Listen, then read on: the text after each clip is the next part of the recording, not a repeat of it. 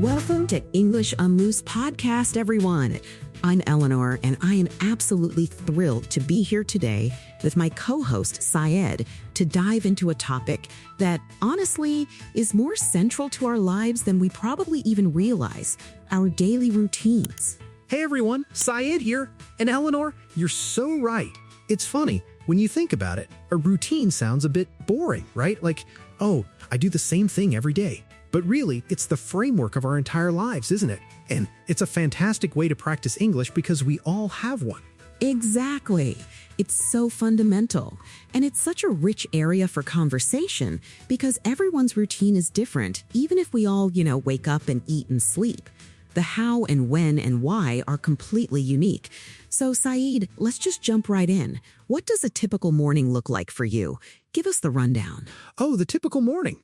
Well, I'm a bit of an early bird, I have to admit. My alarm usually goes off around 6 a.m., and the first thing I do, before I even fully open my eyes, is reach for my phone to turn off that alarm, obviously. But then, I try to resist the urge to immediately check emails or social media. I really try. That's a challenge, isn't it? That initial resistance. I feel that. So, what's the next step? Do you spring out of bed, or is there a gentle easing into the day? Definitely not springing. It's more of a gradual re-entry into consciousness. I usually give myself about 10 minutes just to lie there, think about what I need to do that day, maybe do a bit of light stretching in bed. Then, I head straight to the kitchen to make coffee. That's non-negotiable. Black coffee, strong. What about you, Eleanor? Are you an early riser too? Oh, Saeed, I'm more of a snooze button connoisseur if I'm honest. My alarm is set for 6:30 a.m., but it's a constant battle. I probably hit snooze 3 or 4 times before I finally drag myself out of bed around 7 a.m. My first mission, actually, is usually to let my dog out into the garden. He's my furry alarm clock sometimes, nudging me awake before the actual alarm. A furry alarm clock. That's brilliant. So you have instant motivation then. No hitting snooze on the dog, right? Exactly. No snooze on the dog. After that, it's usually straight to the bathroom. I do my quick morning routine there, brush my teeth, wash my face. And then, unlike you, Saeed, I actually love checking my phone for a few minutes while I'm waiting for the kettle to boil. Just a quick scroll through the news headlines, see what's happened overnight. See, that's where we differ. I try to keep my phone usage to a minimum until I've had my coffee and gathered my thoughts. I find if I jump straight into the news, it can be a bit overwhelming, My brain just isn't ready for all that information first thing. I totally get that. I think for me, it's a way to feel connected to the outside world, especially living alone. It's like a gentle warm-up before I actually have to speak to anyone. But then, it's breakfast time. I'm a creature of habit with breakfast. It's almost always Greek yogurt with berries and a sprinkle of granola. And of course, a big mug of herbal tea, not coffee for me. What's your breakfast fuel? Breakfast. Mine varies a bit more. Sometimes it's oatmeal with fruit, other times it's just a couple of slices of toast with avocado. It depends on how much time I have and what I'm craving, but the coffee is always there, always. After breakfast, I usually review my to-do list for the day, make sure I'm clear on my priorities. I try to get a head start before the official workday begins. That's super organized of you. I usually scribble down my main tasks for the day in a little notebook while I'm eating. I find the act of physically writing it down helps it stick in my brain better than just looking at a digital list. So once you're done with breakfast and planning, what's next in the Saeed morning saga? After breakfast and planning, it's usually time to get dressed, do a quick check of my appearance. Then, I dedicate about 20 minutes to reading. It could be a book, an article, or even just catching up on some industry news. It's a quiet time for focused learning before the demands of work kick in. It really helps me feel prepared and centered. Wow, that's a fantastic habit, Saeed. I admire that. I often intend to do more reading in the mornings, but I often get sidetracked by emails or just, the general rush. I guess my next step is usually getting dressed, and then, if I have time, a quick tidying up of the living room, just making sure everything's in its place before I settle down for work. I find a clean space helps me think clearly. I agree completely. A tidy environment definitely contributes to a clear mind. So, by what time are you usually ready to dive into work, Eleanor, and what does that look like for you? I aim to be at my desk and properly focused by 8:30 a.m. My work involves a lot of writing and editing, so my mornings are usually dedicated to the tasks that require the most concentration. I try to block out distractions and just get into a flow state. I usually put on some instrumental music, something without lyrics, to help me focus. I totally get the instrumental music thing. Lyrics can be too distracting when you're trying to concentrate. My workday officially starts around 9 a.m., but as I mentioned, I like to have that hour or so beforehand to set myself up. My job involves a lot of communication and problem solving, so I usually start by checking messages, prioritizing tasks, and getting ready for any meetings. And how do you handle those mid-morning slumps, Saeed? You know, when the coffee starts to wear off and you just feel your energy dipping a bit? Oh, the slump? Yeah, it hits me too. Around 10:30 or 11 a.m., I usually take a quick break. I'll get up from my desk, maybe walk around the house for 5 minutes, grab a glass of water, or step outside for some fresh air if the weather's good. Sometimes I'll do a few quick stretches. It's enough to reset and come back with renewed focus. What about you?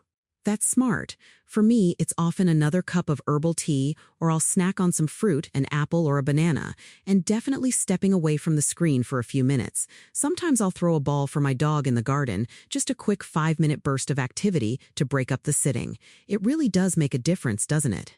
Absolutely. Those micro breaks are essential. Otherwise, you just feel yourself getting bogged down. Let's talk about lunch. Are you a packed lunch person, or do you tend to grab something quick? Most days, I pack my lunch. I try to be mindful of what I eat, so I usually prepare something healthy the night before, a big salad or leftovers from dinner. I usually take a full hour for lunch, and I make sure to step away from my desk completely. Sometimes I'll watch a short show, read a book, or even call a friend or family member. It's important to fully disconnect, I think. I couldn't agree more about disconnecting. I also try to take a full hour, if my schedule allows. And like you, I usually bring my lunch. It's more economical and healthier. Often, it's a simple sandwich, a wrap, or some homemade soup. And I make a point of not eating at my desk. I usually eat in the dining room or again, step outside if it's sunny. A change of scenery really helps to clear my head for the afternoon. It's amazing how much just changing rooms can refresh you, isn't it? So after lunch, what does the afternoon typically hold for you? Do you find your energy levels are different in the afternoon compared to the morning? My energy levels definitely shift. I find my mornings are best for deep, focused work, while afternoons are usually more about meetings, collaborations, or tasks that require a bit less intense concentration. I try to schedule my calls and team discussions for the afternoon. And around 3 p.m., I usually feel another slight dip, so I might have a small, healthy snack like some nuts or fruit. That sounds very strategic. I try to do something similar. My afternoons are often filled with administrative tasks, responding to emails, or lighter editing work. Creative writing, the really brain-intensive stuff, is definitely a morning activity for me. I also try to take another short break in the afternoon, maybe around 3:30 or 4 p.m., to stretch or walk the dog again if he's feeling restless. Having a dog definitely builds in those mandatory breaks, which is a great thing. What time do you usually wrap up your workday, Eleanor? I try to finish up by 5:30 p.m.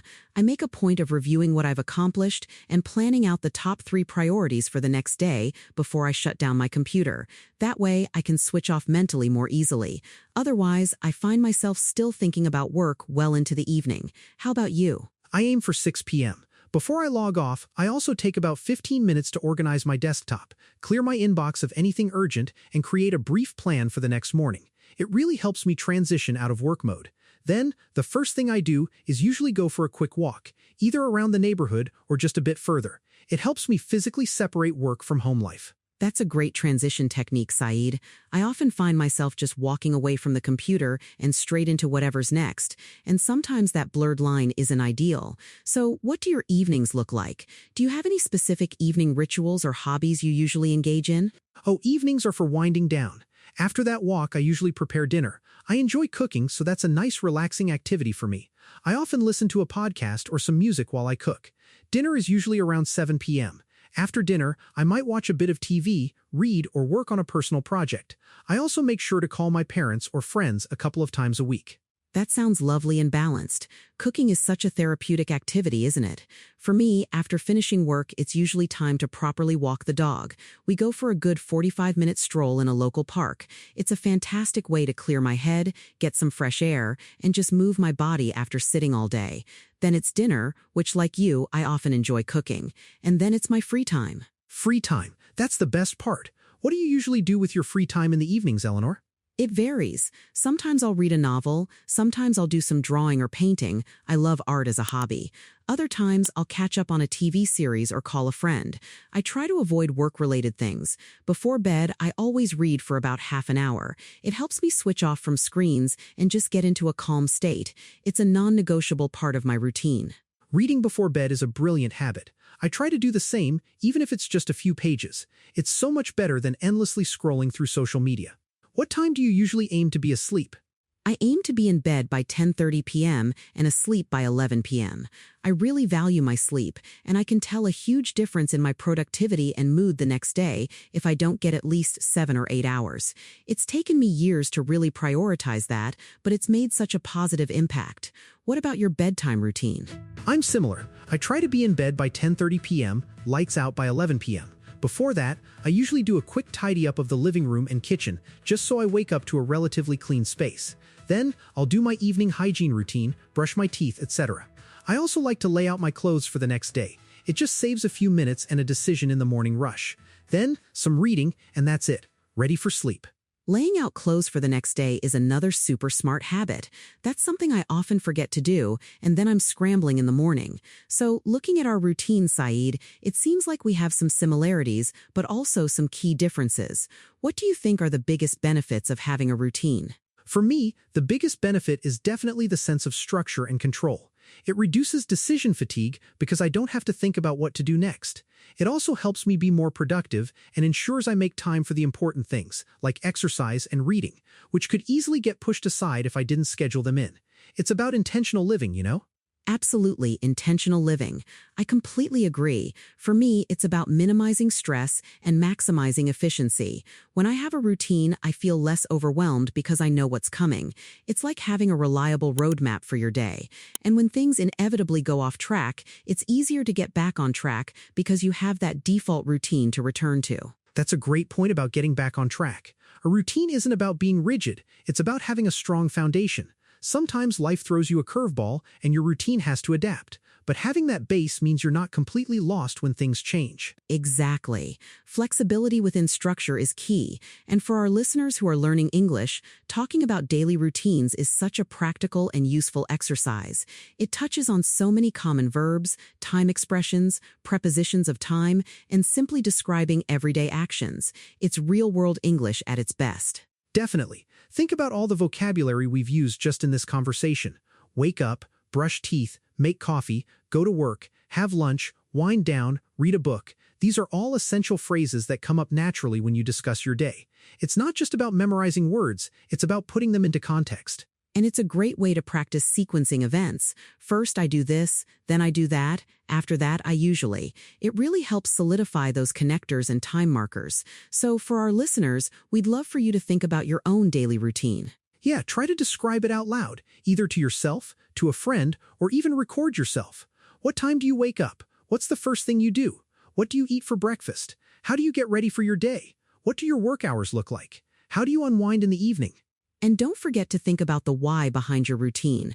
Are there things you'd like to change? Maybe add a new habit like Saeed's morning reading or my evening reading. It's a fantastic way to reflect on your life while also practicing your English skills.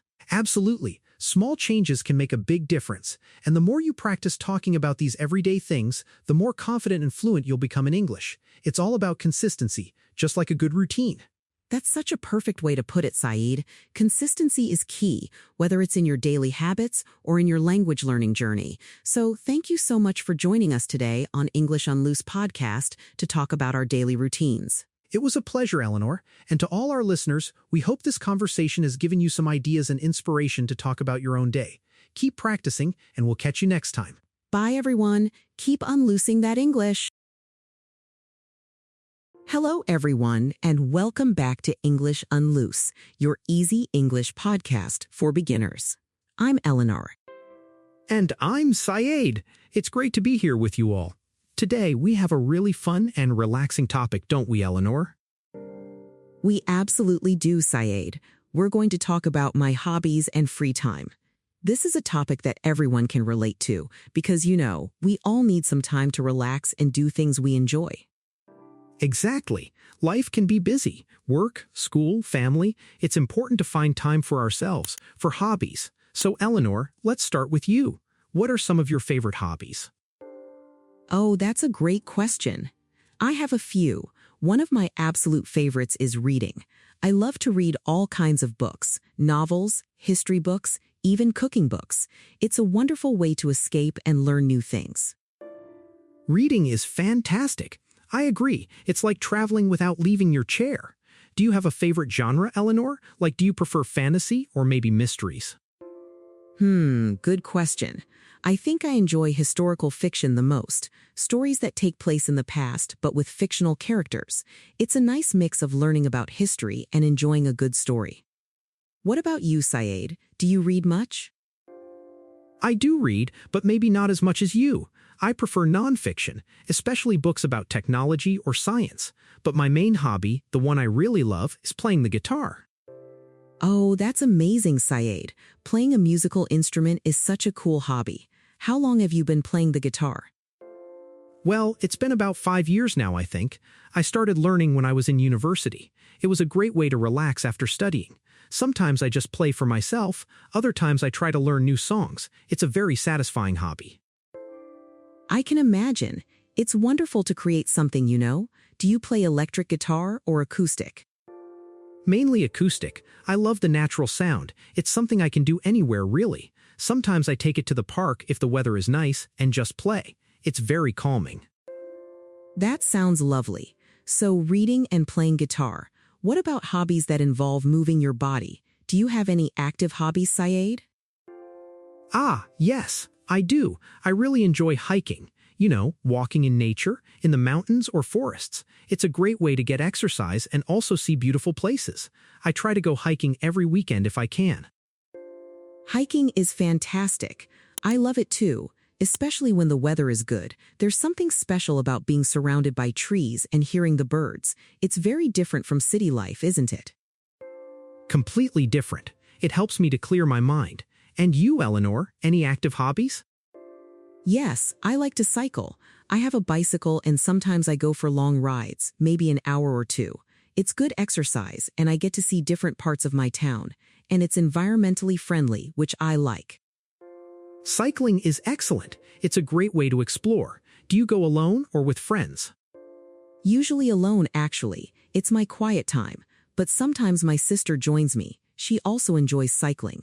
We try to find new paths and routes. That sounds like a great way to spend free time with family. So, we've talked about reading, playing guitar, hiking, cycling. What about hobbies that are more creative, Eleanor? Oh, absolutely.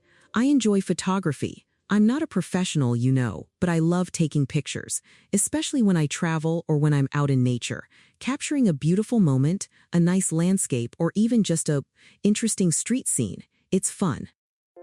Photography. That's a wonderful creative hobby. Do you use a special camera or just your phone? Mostly my phone these days, to be honest. Phone cameras are so good now. But I have an old DSLR camera too, which I use for special occasions.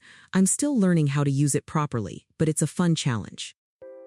That's great. It's nice to have a hobby where you can always learn something new. My creative hobby, apart from music, is actually cooking. I love to try new recipes, especially from different countries. Oh, Syed, that's amazing. I love to eat, but I'm not a very creative cook. Do you have a favorite type of food to cook? I really enjoy cooking Italian food, pasta, pizza from scratch, and also Indian curries. The spices are just incredible. It's like a little experiment every time, and the best part is, you get to eat your creation. That's so true, and you can share it with friends and family. That makes it even better. So why do you think hobbies are so important, Syed? Why should people make time for them? That's a very important question, Eleanor. I think hobbies are crucial for many reasons. First, they help us relax and reduce stress. When you're focused on something you enjoy, you forget about your worries for a while. I totally agree. It's like a mental break, isn't it? It gives your brain a chance to rest from daily tasks and do something completely different. It's refreshing. Exactly. And second, hobbies can help you learn new skills. For example, with cooking, I've learned about different ingredients and techniques. With guitar, I've learned about music theory. These are skills I wouldn't learn at work or school. That's a fantastic point, and often these skills can even be useful in other parts of your life. For me, with reading, I've improved my vocabulary and understanding of different cultures, and with photography, I've learned to observe details more. Absolutely. Another reason is that hobbies can help you meet new people. If you join a hiking club, a book club, or a cooking class, you meet others who share your interests. It's a great way to make friends. Yes, that's so true. It gives you something in common immediately. It makes it easier to start conversations and build connections. Like if you love gardening, you can join a community garden, right? Exactly. Or a sports team, or even online forums for your specific hobby. The internet has made it so easy to connect with like-minded people. And finally, hobbies give us a sense of accomplishment. When you finish a book, learn a new song, or bake a perfect cake, you feel good about yourself. That feeling of "I did it" is really important for our confidence and happiness. It's not just about the final product, it's about the process and the effort you put in. It's very rewarding. It really is. So, for our listeners who are learning English, how can talking about hobbies help them, Eleanor? That's a super important point, Syed. Talking about hobbies is excellent practice for English beginners. First, the vocabulary is usually quite accessible. Words like read, play, cook, hike, cycle, draw, paint, garden are common verbs. Yes, and you can easily describe what you do. I play the guitar, I read books, I cook dinner. Simple sentence structures that are easy to form. Exactly. And it's also a great way to talk about yourself. When you meet new people, one of the first questions you might ask or be asked is, "What do you like to do in your free time?" Or, "Do you have any hobbies?"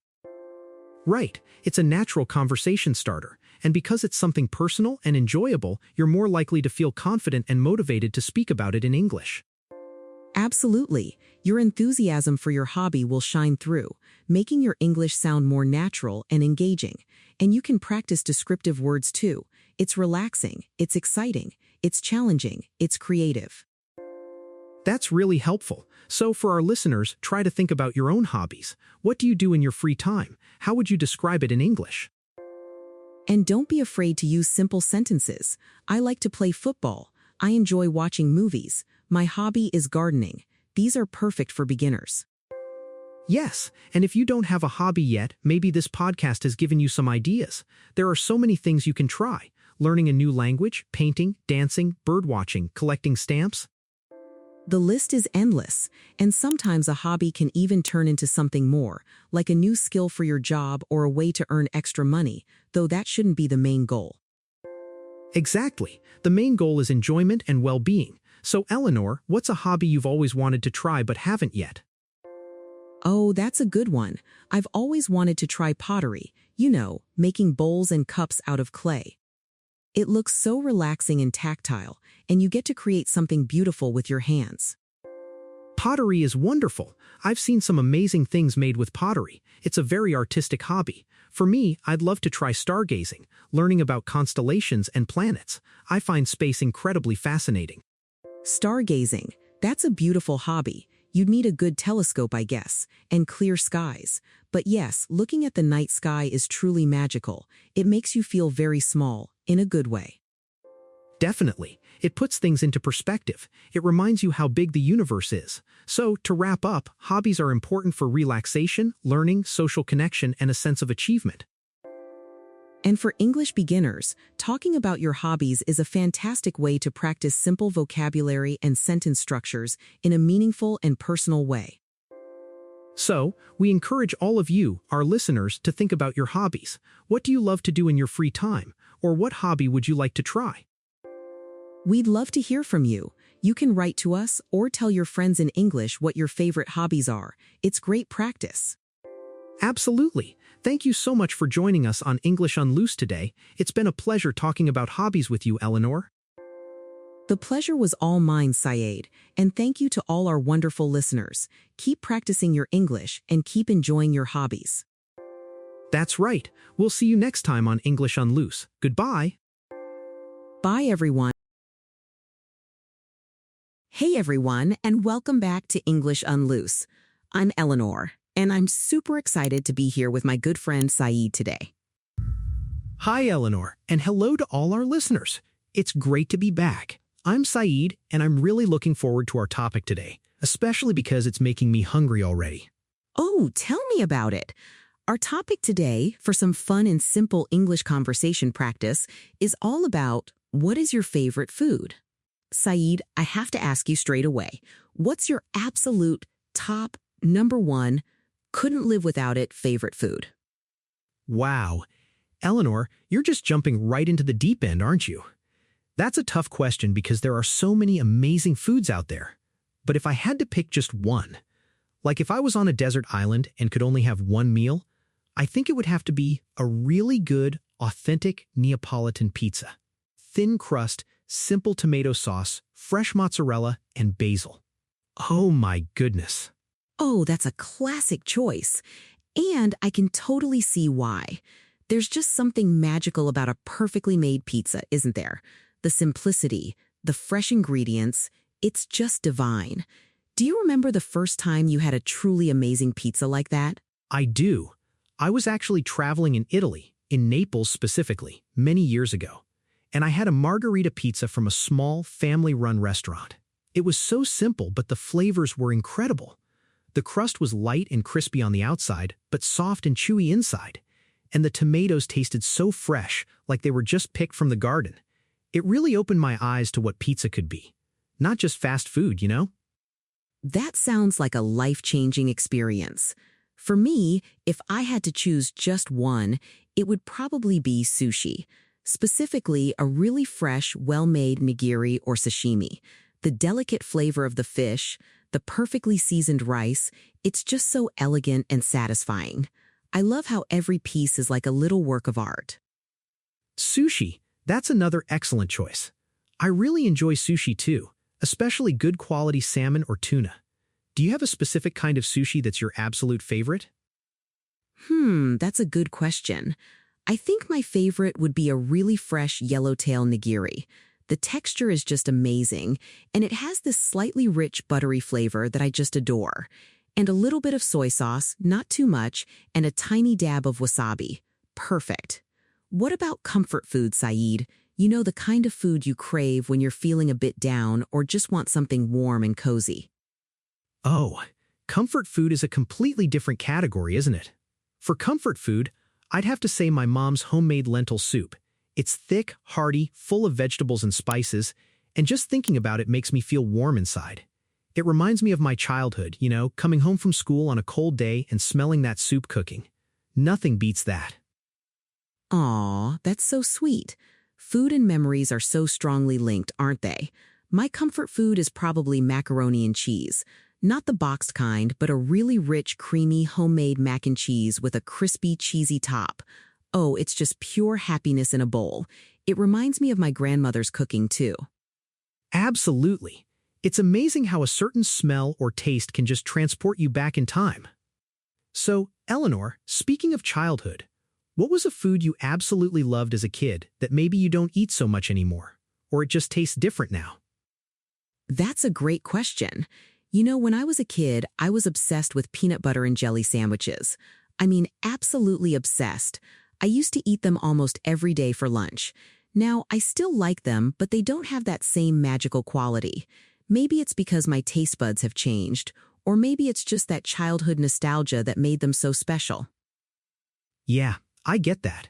For me, it was probably chicken nuggets. I used to think they were the most delicious thing ever invented. Now, I mean, they're okay, but I prefer a good grilled chicken or something with actual flavor and texture. My tastes have definitely matured, thankfully. Right? It's funny how that happens. Our palates evolve. So, beyond pizza and sushi, do you have any other cuisines you absolutely adore?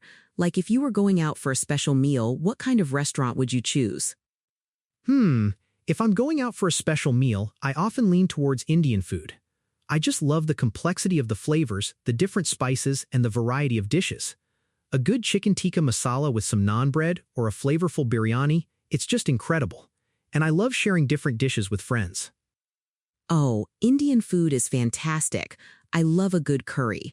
There's so much depth to the flavors, and it's always so satisfying. For me, if I'm going out for something special, I often crave Thai food. I love the balance of sweet, sour, spicy, and salty. A really good pad thai or a green curry can just make my day, and I love the fresh herbs they use. Thai food is great too. The freshness is key, isn't it? Have you ever tried to cook these favorite foods at home?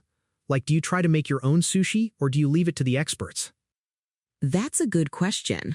I have tried making sushi at home a few times, and it's an experience. It tastes pretty good, but it never looks as beautiful as the restaurant sushi. It's also quite a lot of work. So for sushi, I mostly leave it to the experts. But for Thai food, I do enjoy making a simple green curry at home. It's quite forgiving, and you can really adjust the spice level to your liking. What about you? Do you try to make your Neapolitan pizza? Ha! I've made pizza at home, yes. But to get that authentic Neapolitan style, you really need a super hot pizza oven, like one that reaches 900 degrees Fahrenheit. My home oven just can't do that. So, my homemade pizzas are good, but they're not that pizza. I definitely enjoy cooking though. I love making pasta dishes, and I've gotten pretty good at some Middle Eastern dishes that I grew up with. That's awesome. It's so rewarding to cook something delicious yourself, isn't it? Even if it's not exactly like the restaurant version. There's a certain satisfaction. Do you think your favorite food has changed much over the years? Definitely. When I was younger, I was probably more into sweet things, like desserts and chocolates. Now, I appreciate savory flavors much more. And I've become much more adventurous with trying new cuisines. I used to be a bit picky, but now I'm willing to try almost anything once. That's how I discovered my love for Indian and Thai food, actually. Me too. I think traveling has really broadened my horizons when it comes to food. Trying local dishes in different countries is one of my favorite parts of traveling. You discover so many amazing flavors you never knew existed. Have you tried any really unusual foods that you actually ended up liking? Oh, absolutely. I remember being in Southeast Asia and trying durian fruit for the first time. It has such a strong, peculiar smell, like rotten onions mixed with gym socks, honestly. Most people hate it. But when I actually tasted it, it was surprisingly sweet and creamy, almost like a really rich custard. It's not my favorite, but I was glad I tried it and I actually enjoyed it. Wow, durian. You're braver than I am, Saeed. I've always been a bit scared to try it because of the smell, but that's a great example of being adventurous. For me, maybe not super unusual, but I tried octopus for the first time in Greece, and it was grilled perfectly. It was tender and smoky, nothing like I expected. I used to think it would be tough and rubbery, but it was just delicious. It really changed my mind. See? That's the beauty of food, isn't it? It can surprise you, it can challenge your preconceived notions, and it connects us to different cultures. What role does food play in your family or social life, Eleanor? Oh, a huge role. Food is central to everything. Family gatherings almost always revolve around a big meal. It's how we celebrate, how we connect, how we show love. My mom and grandmother always express their love through cooking. And with friends, going out to eat or cooking together is one of my favorite things to do. It's not just about the food itself, but the shared experience, the conversation, the laughter around the table. I completely agree. Food is definitely a love language in my family too. Some of my happiest memories are of big family dinners, everyone talking and sharing stories over delicious food. It's so much more than just eating, it's about community and tradition. Do you ever feel guilty about eating your favorite indulgent foods, like a big slice of pizza or that mac and cheese? That's a great point, Saeed. Honestly, I used to a lot more when I was younger. I'd feel bad after eating something unhealthy. But now I try to have a more balanced approach. I eat healthy most of the time, so when I do have my favorite mac and cheese or some sushi, I just enjoy it without guilt. Life's too short not to savor those delicious moments, right? It's all about moderation. Exactly. I think that's a very healthy mindset. If you restrict yourself too much, you just end up craving it even more. A little bit of what you love, in moderation, is perfectly fine. Plus, food is meant to be enjoyed. It's a source of pleasure and connection. What about ingredients? Are there any specific ingredients that you absolutely love that just make any dish better for you? Oh, that's a fun question.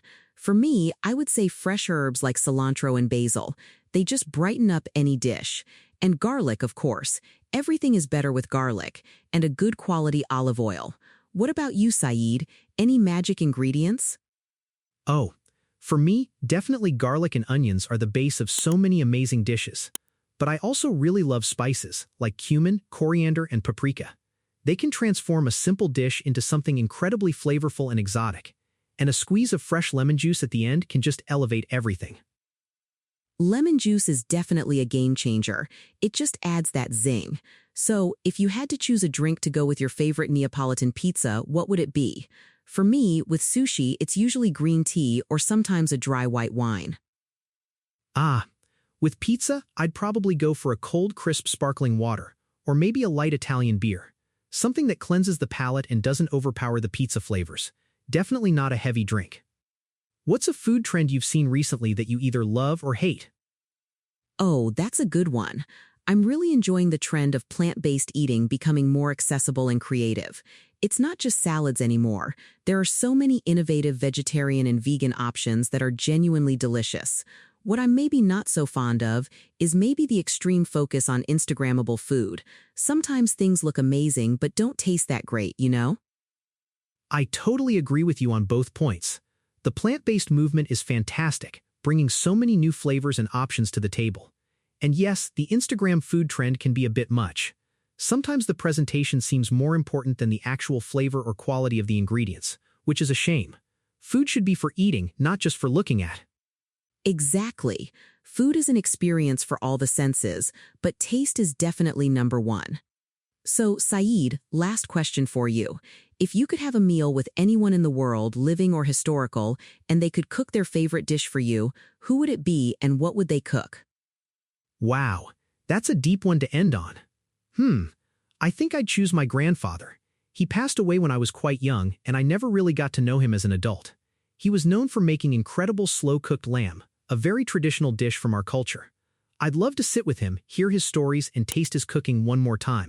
That would be truly special. That's such a beautiful and heartfelt answer, Saeed. What a wonderful way to connect with a loved one through food. For me, I think I'd choose Julia Child. I'm fascinated by her passion for French cooking and her no-nonsense approach.